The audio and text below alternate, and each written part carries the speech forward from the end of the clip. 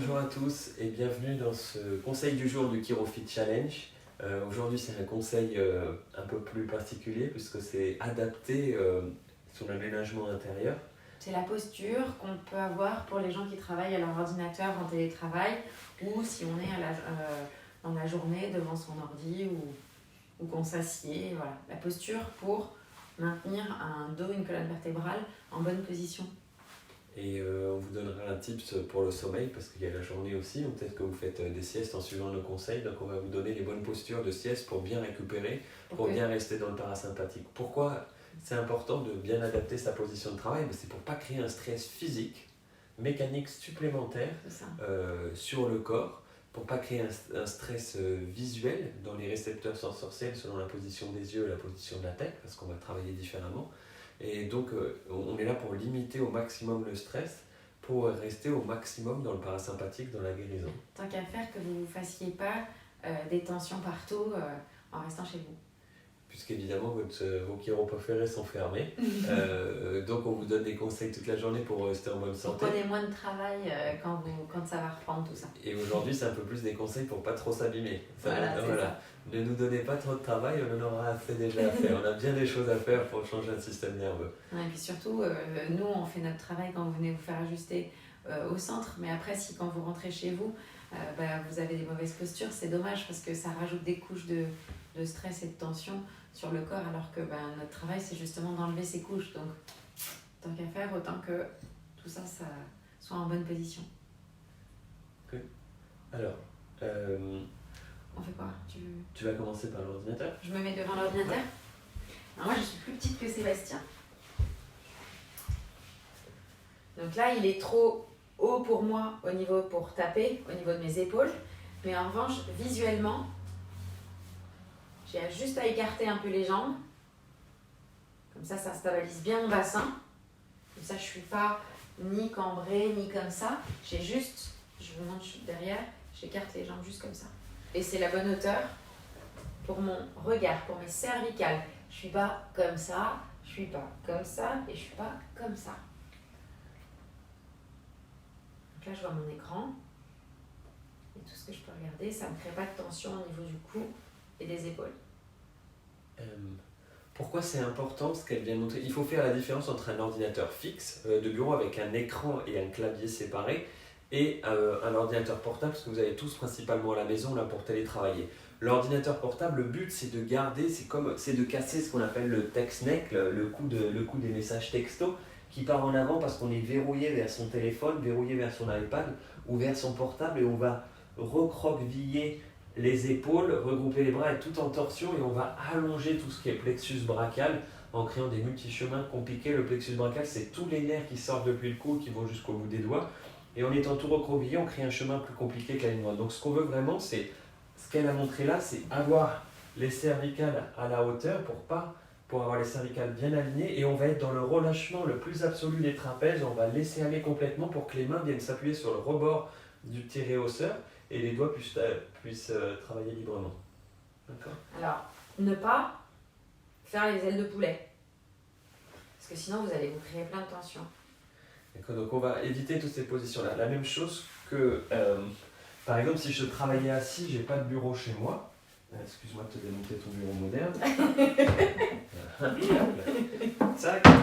Et moi, j'essaierais plutôt comme ça, de trouver une clé, d'avoir quelque chose comme ça. Vous avez vu, c'est un petit bloc Ikea. Si vous le commandez, je pense que sur Ikea emporté. Et là, je suis complètement relâché. C'est ça que je veux dire. C'est-à-dire que j'ai l'écran à hauteur des yeux, le cou droit aligné, les épaules relâchées, je laisse aller, je peux appuyer mes avant-bras tranquillement sur mes poignets et travailler en douceur. À la différence de, oui, pourquoi pas, c'est pas plus mal, à la différence de ce que font classiquement les gens quand ils sont sur un canapé et se mettent comme ça, parce que vous avez vu, je recourbe la position, je m'écroule en hyper-extension ici, je lève les épaules et je crée une tension sur ce que je fais. Donc adaptez votre position.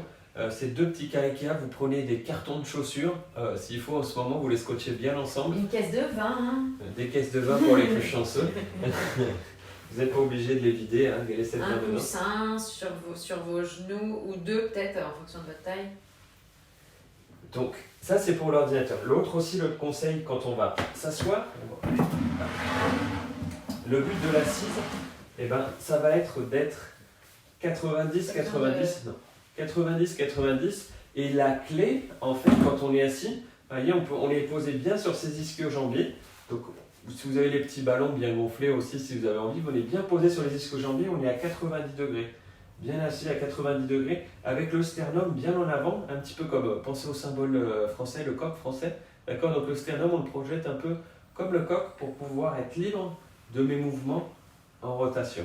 Donc on est bien 90-90 pour être dans l'espace le plus ouvert. Et si je travaille assis comme ça, je vais mettre la hauteur de mon écran à ce niveau-là pour pouvoir regarder au loin. On va parler.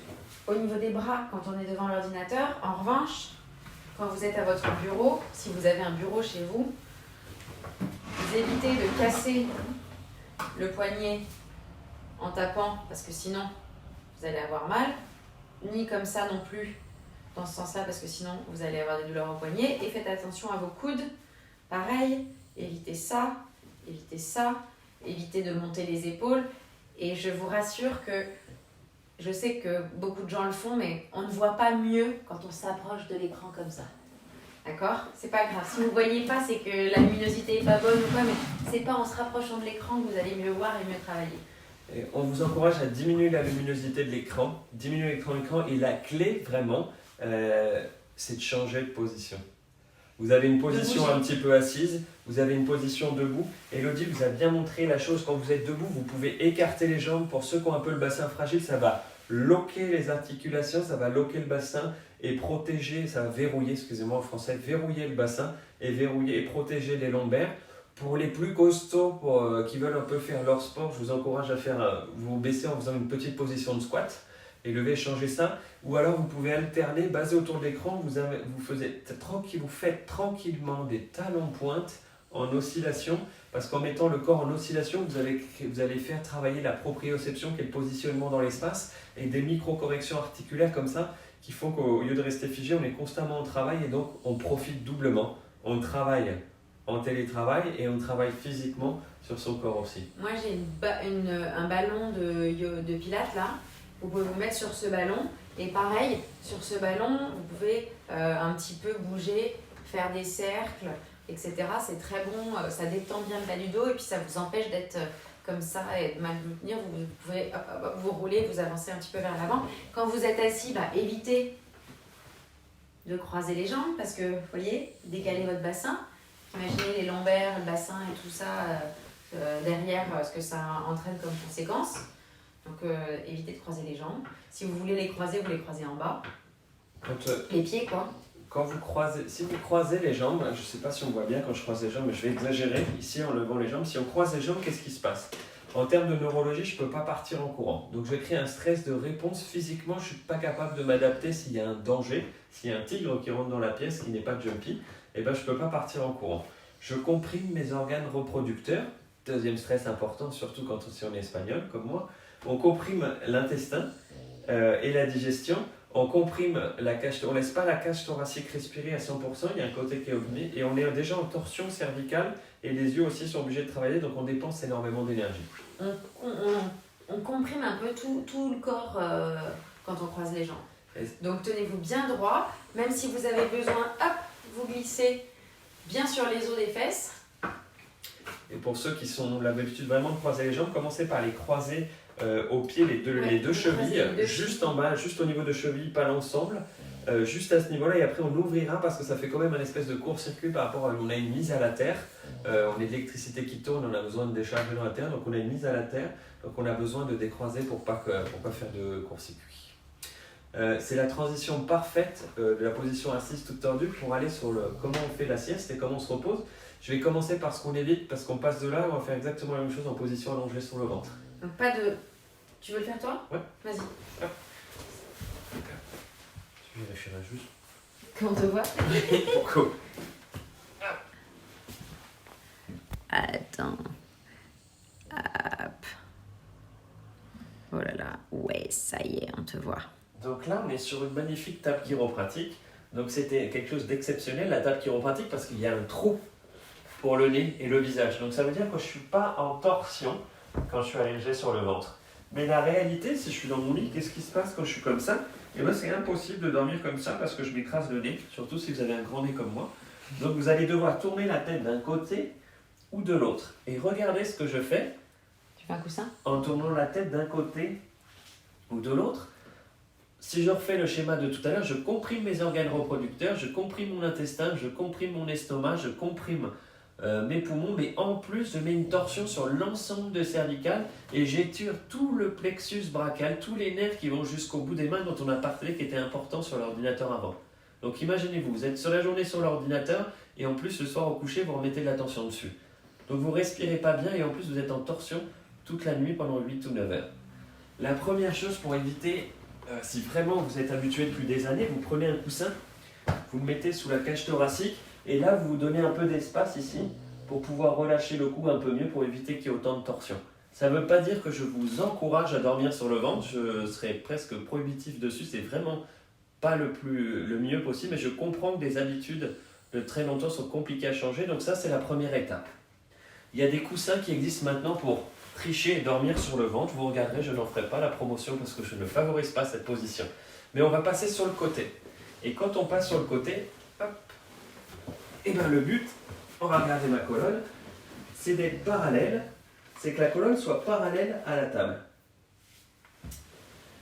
Donc, au lieu d'être comme ça et tout tordu, on va se mettre parallèle sur le côté, on va mettre un oreiller pour avoir la tête à 90 degrés, et on va glisser un autre oreiller entre les jambes. Ou la couette. Et on va remonter les jambes un petit peu à 45-45, un peu comme un chien de fusil. Vous avez vu la position, l'alignement, et j'ai dégagé l'épaule un petit peu en avant. Je vais me retourner de l'autre côté. Ouais. Montre-nous. Donc, on a démarré, on a un coussin qui nous maintient la tête à peu près parallèle à la table. Ça dépendra de la largeur de votre épaule. On va glisser un peu l'épaule en avant pour ne pas l'impacter la nuit. On glisse quelque chose entre les jambes en ayant les jambes en chien de fusil à 45-45. Je vous encourage à prendre la couette, ça évite de se la faire piquer. Ça vous fera gagner les batailles de l'hiver et pour ne pas avoir de coups de froid. Donc ça, c'est la position. Et sur le dos, il faut un coussin beaucoup plus léger. Un coussin beaucoup plus léger sous le cou, voire pas de coussin. Voire pas de coussin, et par contre vous pouvez glisser un petit quelque chose juste sous les genoux de manière à déverrouiller la courbe lombaire. Ici je suis en tension et j'augmente la lordose lombaire, c'est la courbure lombaire, je fais un pont. Et ici en cassant un petit peu sous les genoux, j'ai les lombaires qui peuvent s'écraser et se protéger. En gros, hop, assistante. Tac. Hop. Ça vous permet de relâcher les tensions dans les lombaires. Je pense qu'on a fait le tour des choses importantes pour aujourd'hui. La position de travail, la position de sommeil, c'est les positions que vous allez profiter le plus là, que vous allez utiliser le plus pendant ces jours un petit peu plus à la maison. C'était important pour nous de faire le point là-dessus aujourd'hui. C'était la fin du conseil du jour du ChiroFit Challenge. On vous retrouve ce soir pour l'Happy Hour Chiro à 19h. Et là, je vais en profiter pour me faire ajuster tout simplement. Maintenant que la table est sortie, Elodie va pouvoir m'ajuster. L'ajustement, c'est le soin chiropratique. Donc, je vais profiter des services d'Elodie parce que moi, j'ai la chance d'avoir un chiro à la maison pendant le confinement. Merci à tous de nous suivre. Merci à tous de nous partager. On adore vos retours. Aujourd'hui, c'est important pour nous de vous montrer de comment pas abîmer le matériel, on va dire. C'est ça, faire attention à vous pendant cette période. Comme vous avez vu, Jumpy, lui, il n'a pas besoin de coussin, il ronfle à pleine narine. Et on vous retrouve ce soir pour l'Happy Hour Chiro, où là, on vous montre comment faire pour bien se renforcer et pour améliorer toutes les choses. À ce soir pour notre rituel du soir. À ce soir. Moi, je t'attends là, Elodie.